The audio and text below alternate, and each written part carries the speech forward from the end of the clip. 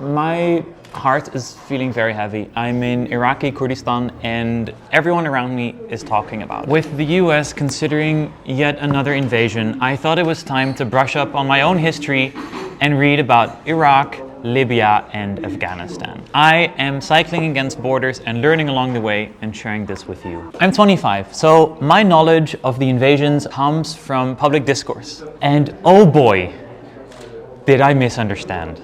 This book covers essential pieces of information that made me completely rethink these episodes of horrible Western interventionism. Just some pieces of information from this book. The Taliban was ready to hand over Osama bin Laden, but the US wasn't interested.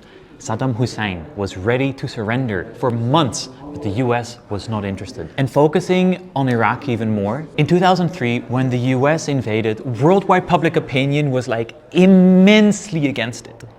Except for two countries, the US and Israel. Now, the exact same thing. Reasons for invading Iraq were desperately thought. It was supposed weapons of mass destructions, the nukes that a few decades before the US helped Saddam build, but now they were suddenly there. They were never there. Exact same as now. And let's look at the countries that are opposed to a nuclear weapon-free zone in the Middle East.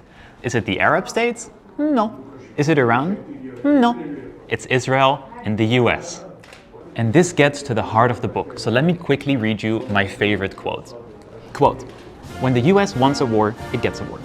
There is a mafia quality to the way the United States has exercised its power, something that goes back to the days of genocide against the indigenous peoples of North America. The US wars against Afghanistan in 2001 and Iraq in 2003 came with little consideration for world opinion, even less for the possibility of preventing war through negotiation. The United States, as first among unequals, felt that it needed to answer to nobody." The difficulty of this book, it's like a little rambly because it's basically a conversation between these two, and the information is dense, but with some focus, I took a lot of gems out of this book. Verdict: to cut through all the absolute that we hear spewed at talk shows and in news, this book has given me a lot of clarity to understand the current situation with the US potentially bombing Iran.